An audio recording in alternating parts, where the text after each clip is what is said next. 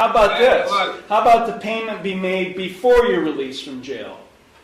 Yes. Okay, tell me the amount that's going to be paid. You shut up. I'm not talking to you. I'm talking to your attorney. The court's going to go through a brief history of these cases. Mr. Boken in 23 CRB 336 was convicted on February 12, 2024 of aggravated disorderly conduct, a 4th-degree misdemeanor. In 23 CRB 117, he was convicted of possession of drugs, a minor misdemeanor, on May 30th, 2023.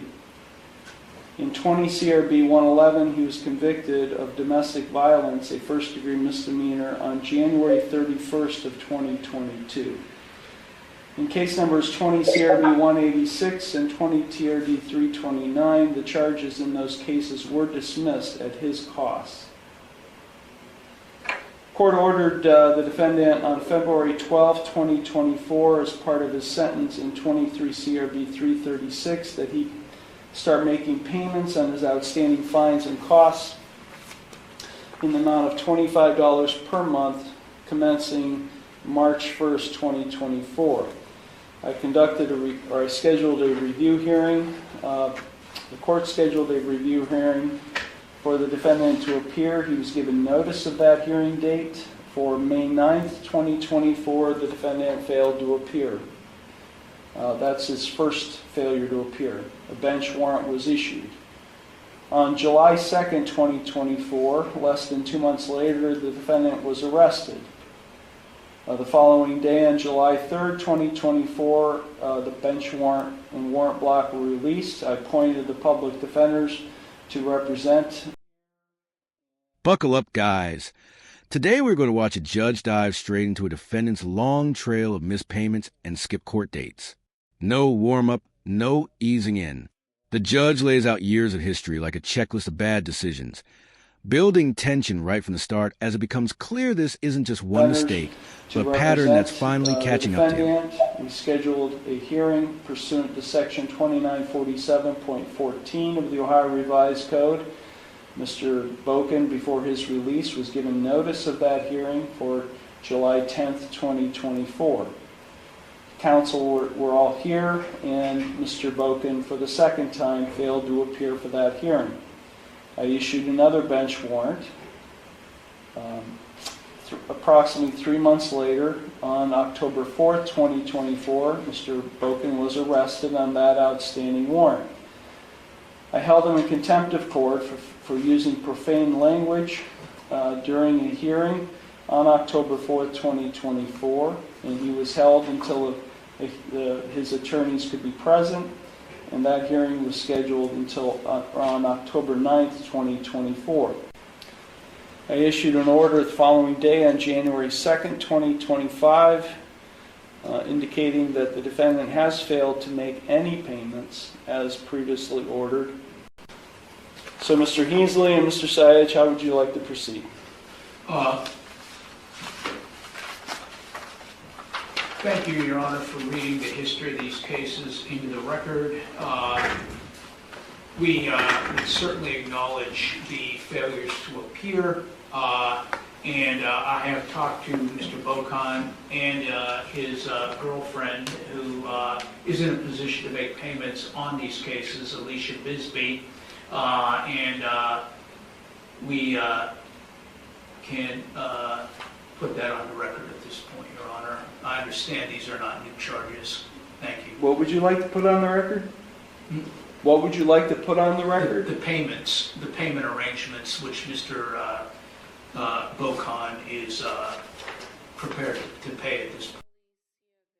From here, the judge continues outlining the chain of warrants, arrests, and no-shows that followed. Each date adds more weight, as the file grows heavier with every failure to appear. The courtroom tone shifts from procedural to frustrated, and you can feel the sense that the system has run out of patience, setting the stage for whatever consequences coming next. Well, who's going to put it on the record? Who's going to put it on the record? I can do that, Your Honor. And Ms. Bisbee is here. Okay, how would you like to proceed? Would you like to call a witness? How would you like to proceed? This hearing is being conducted pursuant to 2947.14 of the Ohio Revised Code. I would call Ms. Alicia Bisbee, Your Honor, who is in the courtroom, to testify very, very briefly. Thank you. Ms. Bisbee? Before you take the stand, please raise your right hand. Do you solemnly swear or affirm that the testimony you're about to give is the truth, the whole truth, and nothing but the truth, so help you God? Yes. Okay, you may be seated. Mr. Boken cannot see Ms. Bisbee testify, but I'm hoping he can hear her. So please, please speak loudly. Go ahead, Mr. Heasley. Thank you, Your Honor. Very briefly, what is your name, ma'am? Alicia Bisbee. Okay. And where do you reside? Could you please elaborate? Okay. What is your relationship to Mr. Nicholas Bokan? I'm his girlfriend. Okay. Has he discussed with you the situation with this court and the fines? Yes. Are you in a position to make payments on those at this point? Yes, I am. On his behalf? Yes. Could you just very briefly describe what funds you have available to do that? I have $265 in hand right now to pay for it, and then I can make further payments as proceeded. And Are you indicating you can make further payments on Mr. Bokan's behalf? yes, All right. And you're aware, of course, that you are not obligated to do that? I understand that. Yes, I understand. In this segment, the defense tries to pull the situation back from the brink by calling the defendant's girlfriend to testify. She steps up with money in hand, offering a lifeline that could immediately change his fate. Her willingness to cover the debt creates a noticeable turn in the room, introducing the first real possibility that the cycle of warrants might finally stop. Finally, Ms. Bisbee, to your knowledge, does Mr. Bokan have a job waiting for him anywhere? He did, but I'd have to get a hold of him to find out further information. Okay. Your Honor, that's all for this witness. Thank you very much. Appreciate it. Thank you. Any cross-examination, Mr. Lewis? Really just one question, Your Honor. Ma'am, is Mr. Boken, is he employed at this point in time? I don't think so, no. Okay. Do you know when the last time was that he was employed? No. He did work. It was like a friend he worked for. Can you raise your voice so he can hear you? He met this friend down from the road from my grandparents' house, and he offered to help them work on a house, and he got paid for it, but that's not really a legal job. So, other than that, I don't know. Okay. How long have you known Mr. Boken? A couple of months, Just a couple of months? yes. Okay. Thank you. No further questions, Your Honor. Thank you. Any redirect? No, Your Honor. Your excuse me. Thank you.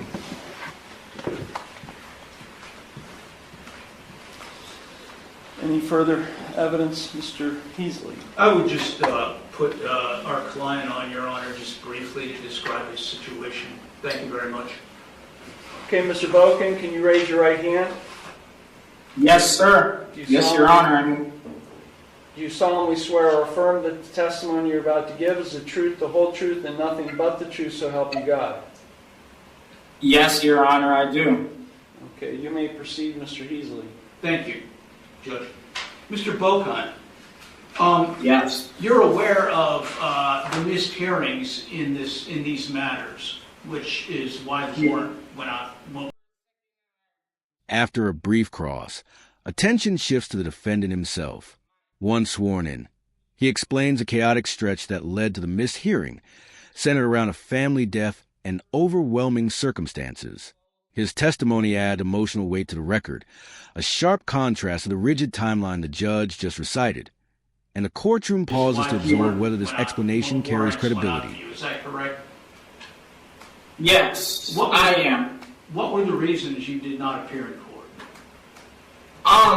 Well, I hadn't scheduled my court dates so close to the last one because I genuinely wanted to show up, but then my aunt, who was like my mother, she raised me. She actually had died, and we had to planning a funeral and celebration of life, and life went chaotic for a second, and I genuinely forgot, and that's why I'm here. That's what brings me here today, because I got picked up on a warrant, and I really don't have an excuse other than, I mean, my mother just died, you know, and Thank you for that. It was chaotic at the time. I apologize. Thank you. I apologize. Thank you. Mr. Bocon, and you're under oath, meaning, of course, you have to tell the truth. Do you have a job waiting Correct. for you, Mr. Bocon? I mean, it's good money. That's why I was so hurt. I was like, no, perfect timing. Like, no. Oh, okay. Are you able and willing to resume the payment plan that you were on previously? Yes. Maybe if I could knock a couple of dollars off doing community service too, but I still want to keep the payment plans. Like, I just want to get this out of my way as soon as possible, because this is an ongoing issue, you know? I mean, it's an ongoing issue. You're aware I that just the want to hurry up and judge... get it over with. You're aware that the judge does not have to go along with anything. He can do whatever he wants within the bounds of the law. You are aware of that. I am very aware of that. Judge, nothing further with Mr. Bocon. Thank you. He seems to be frozen, at least visually. Thank you. Now the judge presses him on responsibility, challenging whether anything will truly change. The defendant promises steady payments and even suggests community service, but the judge pushes back, reminding him how many prior assurances have collapsed. It becomes a tense negotiation, with the judge determining whether this is another empty promise or a real turning point. I don't know what's going on with this camera, dude. Your camera was working perfectly fine for me. That's all. Thank you. Okay, Mr. Lewis, any cross-examination? Just very, very briefly, Your Honor. Mr. Boken, when was the last time you made a payment to this court? I made a $50 payment, which was supposed to cover 2 months back in February. I mean, it's been a minute, and I have no excuse. I have no February, excuse. so almost a year ago? 10 months ago? Yeah, almost a year ago. Prior to this current employment that you're talking about, when was the last time before that you had a job? I mean, if you want me to be honest with you, I've been taking care of my grandfather. I was taking care of my grandfather because he couldn't walk, so I wasn't employed, really. He was paying me to take care of him. His diabetes got so high, he couldn't walk and stuff, so I was unemployed for a minute, but I just recently got back to it. That's all, Your Honor. Nothing further. Thank you. Mr. Boken, when did your relative recently pass? She passed probably I think she passed the 14th or the 15th of November, a couple days after my birthday. Yeah, and that was like my mother. She raised me. I mean, you know, she had custody of us when we were only 2 years old, and ever since, you know. Did you ever think about... I mean, your review hearing was set on November 14th. Did you ever think about calling the court and saying, hey, look, I missed the hearing, and again? I did. You know. I did not. I mean, I completely, forgot, and I genuinely planned on doing that. That's why I had you plan that court date so soon, because you wanted to plan. Here, the room tightens as the defendant insists he can pay within minutes of release, only for the judge to demand payment before he steps out of jail. The exchange sharpens quickly, with voices raised and tension spiking. It's a pivotal moment where the judge draws a firm line, signaling that excuses and promises are no longer enough without immediate action. Months, and I told you, no, do it so sooner so I didn't forget, and I did because it was just chaotic. I apologize.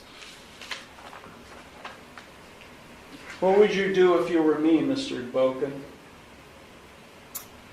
You know, these past 5 days, I've sat and believe me, that's crossed my mind a couple times. I genuinely don't know. I mean, ugh. Yeah. Okay, you don't have to answer that. I genuinely. Do you have any redirect, Mr. Beasley? Nothing, Your Honor. I think Mr. Boken has said what his situation involves. themselves, that's all, thank you. Okay, so for Mr. Boken, can you tell me what you're proposing, Mr. Heasley? I would appreciate, Your Honor, Mr. Boken, he's been in jail since the first of the year, that he be released with a payment plan reinstated and A payment plan that he's not ever complied with. So what are you proposing today? I know Ms. Bisbee testified. You tell me what you're proposing. I would wish that he would be released, Your Honor, to resume. He's here on the failure to pay fines. What are you proposing? I'm not going to take what Ms. Bisbee indicates. She's not a party to this case. What do you propose? What is the defense proposing in the way of fines, payment of fines? To have the previous payment plan reinstated, given the fact that he... Without any payments? No, I have a payment to make today. As soon as I can get up there, I can make a payment today. Maybe like... With pressure high, the girlfriend confirms she has the exact amount needed to clear the outstanding warrants. The judge walks through the details meticulously, locking the payment and future monthly obligations. This is a shift from confrontation to structure, as the court secures a concrete plan rather than another round of uncertainty. You said or that delay. before, Mr. Boken.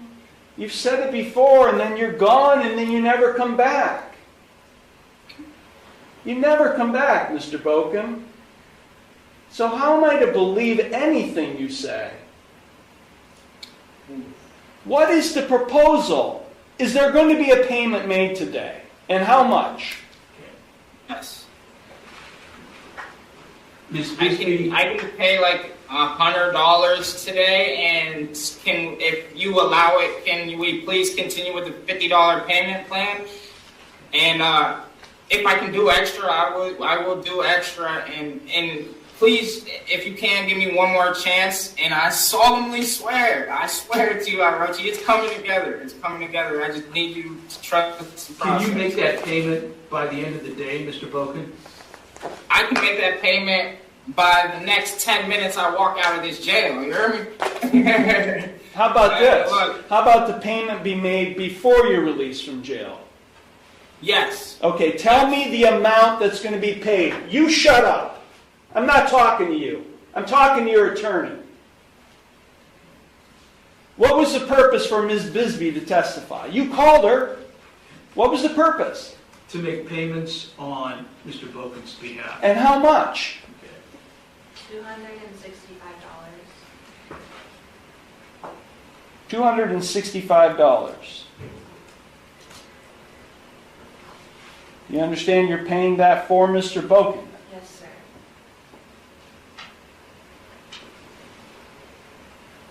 And then it would revert to $50 per month thereafter, Mr. Heasley? That would be appreciated, Your Honor. Next, the judge sets a formal review date and outlines the expectations going forward. The defendant is warned that any missed payment or hearing will send the case right back to square one. It's a clear, stern checkpoint, laying out the narrow path he has left and emphasizing that the court is giving him one final chance to follow through. $50 per month will start on February 7th, 2025, and continuing no later than the 7th day of each month thereafter. I'm going to set a review hearing again, Mr. Boken. You probably don't like to hear that, but I am. I'm going to set it about 90 days, see how the payments are made. Mm-hmm. And again, if you fail to appear, I'll issue another warrant. Thank you, Orochi. Don't call me by my last name, please. Don't call me. Okay. Don't call me anything, please. Ms. Bisbee, you can make that payment now. Yes. Then go and make it. Yes. Upon payment of the $265, the bench warrants will be lifted, and we'll get a payment plan in place, and we'll set this case for review hearing. Mr. Boken will be given notice of that hearing. Is there anything further, Mr. Lewis? Jail credit, Your Honor. I'm sorry, I will give him jail credit from January 1st, so you'll be given 6 days jail credit. Thank you. Anything further, Mr. Heasley? No, sir. Okay, this matter is concluded. Thank you. In the closing moments, the judge confirms that once a payment is made, the warrants will be lifted and credit for time served will be applied. The case wraps with a firm reminder of the upcoming review hearing. It's a controlled landing after a tense hearing, leaving the defendant with a chance to reset if he follows the rules.